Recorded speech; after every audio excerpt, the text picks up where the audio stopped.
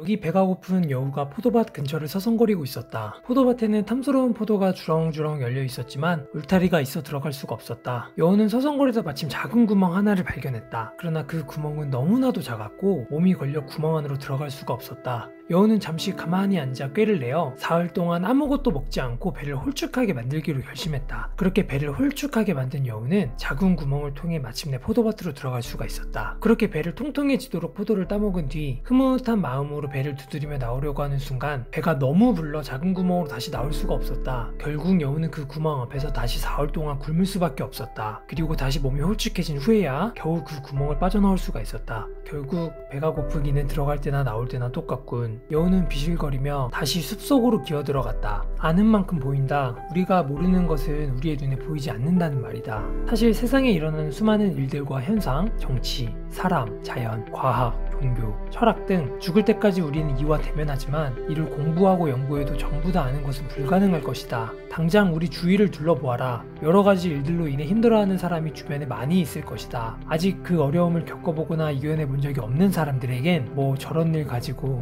라고 할 것이다. 하지만 이미 비슷한 경험을 했었던 사람이나 이를 극복한 사람이라면 설령 그 일이 별거 아닌 것이라 할지라도 절대 그렇게 이야기하지 않을 것이다. 왜냐하면 지금 눈앞에 있는 벽은 한없이 커다랗고 높게 느껴질 것을 알기 때문이다. 설령 그가 그 벽을 넘을 수 있는 충분한 능력을 지니고 있다 하더라도 지금 그에겐 그 벽의 본질과 그 벽 너머에 무엇이 있는지 볼 수 없기 때문이다. 하지만 신기하게도 우린 무엇인가를 알게 되면 그 실체가 무엇인지 보이게 된다. 보이기 시작한 곳에는 마음을 실을 수도, 이성을 넣을 수도, 사랑을 할 수도 있게 된다. 그리고 그것을 하게 되면 진정한 가치 또한 알게 된다. 안다는 것, 새로운 사실을 경험한다는 것, 그게 세상을 살아가는데 얼마나 중요한 것인지. 그렇기 때문에 우리는 하루하루 살아가며 발생하는 수도 없이 많은 일들을 최대한 보고, 듣고, 받아들이려고 노력해야 한다. 내게 닥치는 일이 그동안 몰랐던 것이라고 무작정 피하며 거부하면 안 된다. 인간은 태어나 유년기를 거쳐 성장한다. 어른이 빨리 되길 바라는 어린아이의 마음처럼 어린 시절의 시간은 느리게만 흐르는 것 같고 우리는 아쉬울 것이 없었다. 나이를 먹는다는 것이 기쁨이었던 시절이 분명 있었을 것이다. 하지만 이러한 기쁨은 영원히 지속되지 않을 것이다. 우리는 나이를 먹으며 어느 순간 한 해가 지나갈 때마다 나이 듦에 대한 슬픔과 아쉬움을 간직하며 살아가게 된다. 지나간 시간을 우리가 붙잡을 수 없는 것처럼 지금 현재 우리가 살아가는 매일매일이 가장 젊은 순간이 될 것이다. 이 세상에 죽음과 세금만큼 확실한 것은 없다.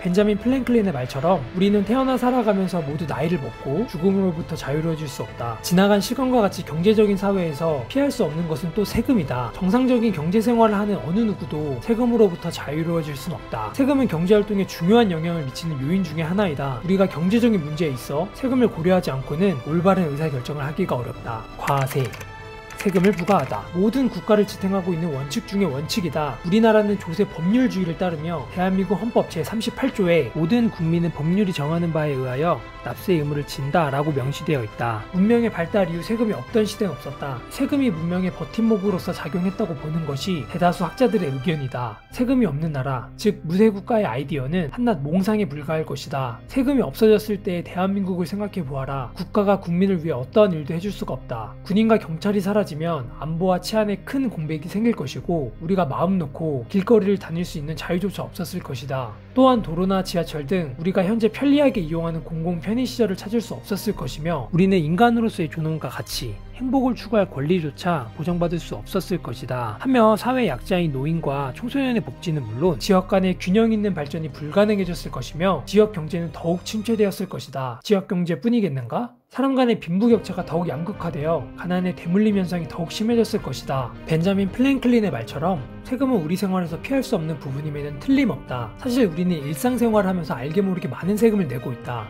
우리는 돈을 벌면 소득세를 내고 부동산이나 자동차를 사면 취득세를 내며 그것을 소유하고 있는 동안에는 재산세, 종합부동산세, 자동차세를 내고 있다. 그뿐만이 아니다. 부동산을 팔면 양도세를 내야 하며 자식에게 증여하면 증여세를, 부모가 사망해서 재산을 물려받으면 상속세를 내야 한다. 앞서 말한 세금은 그래도 우리가 알고 내는 세금이지만 우리가 알지 못하는 사이에 내는 세금들도 있다. 편의점에서 삼각김밥 하나를 살 때도 그 값에는 부가가치세가 포함되어 있고 우리가 좋아하는 명품들을 구매하면 개별 소비세가, 술값에는 주세, 담배값에는 담배 소비세가 포함되어 있다. 어디 그뿐인가? 살펴보지 못한 못한 세금들이 아직 더 많지만 알면 알수록 골치가 아파온다. 하지만 우린 세금에 관심이 정말 없다. 나도 세무사가 되기 전엔 관심이 1도 없었으니 말이다. 그러나 앞서 언급했듯이 우리가 경제적인 활동을 하는 데 있어 중요한 세금을 제대로 알고 있지 않으면 경제적인 이점을 이룰 수 없게 된다. 세법은 다른 공법들과는 다르게 국가와 개인 간의 관계를 규정하고 있으며 강행법의 성격이 있다. 민법 등 기본 법들과는 상당히 다른 체계를 가지고 있고 사실상 회계학을 공부하지 않고는 제대로 된 이해가 불가능하다. 오히려 법학 전공자들보다